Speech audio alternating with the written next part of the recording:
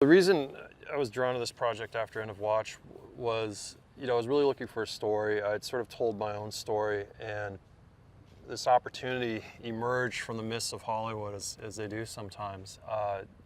Arnold was attached to this script, and it's this very interesting mystery, thriller, action hybrid, which you don't normally see very often.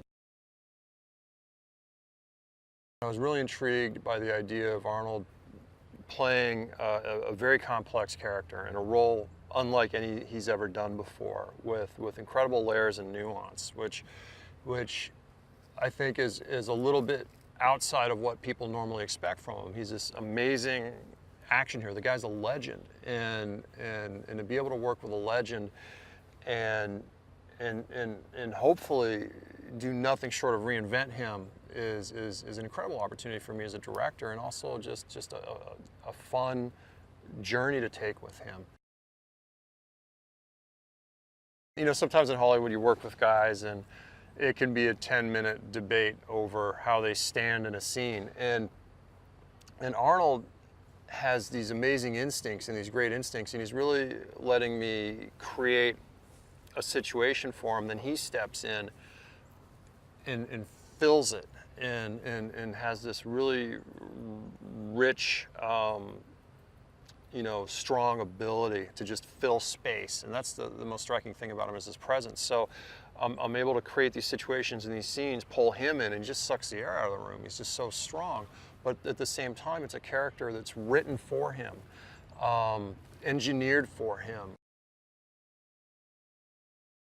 I wanted to create a character with a history, and I wanted to create a character from his own world. I didn't want Arnold to be playing a Hollywood action guy. I didn't want him to be playing sort of the heightened cartoony action dude. And sort of to defy expectations and reinvent him to that end, I've really switched up his look. I don't think I've seen him with tattoos in another movie, and he's like this old battleship with its war stripes. I put these tattoos on him that reflect the history and the layers of this character. He has a 1%er outlaw motorcycle gang tattoo. He has a Vietnam banner on the other side of his neck, some Navy tattoos. Lizzie was incredibly difficult. We read everybody, and it's heartbreaking because these incredibly gifted actresses come in and put it all on the table for you, and they're incredibly gifted and they're incredibly skilled, but as a director sometimes you just have a very specific idea, and you're hunting for that specific person, and Murray showed up and read, killed it, crushed it.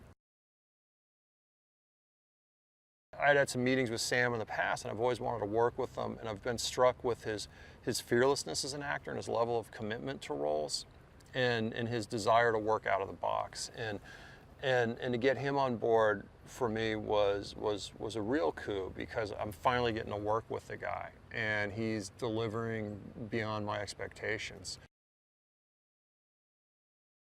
SWAT training with some of the best law enforcement tactical operators in the business today, real guys who are at the top of their game, teaching the actors how to move, how to manipulate weapons, how to shoot, how to enter structures, how to clear rooms, how to take suspects into custody. These are complex skills, and the guys who do it in the real world take years to learn them. And it's a testament to the ability of these actors and their commitment and dedication, that in these months we've had training them, how good they look on camera. It's unbelievable. I'm all about real locations and real spaces, and the real world is often more evocative and stronger than something you can invent. One thing that drew me to this story was it opens with this sophisticated clockwork sort of raid against some cartel bad guys. So I built upon that idea and said, like, okay, let's have this theft be really daring, really bold, and I love the idea that it was actually happening under the eyes of their supervisors. There's something really smart about that.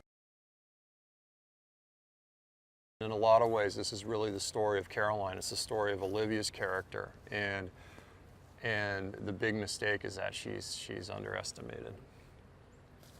Never underestimate a woman.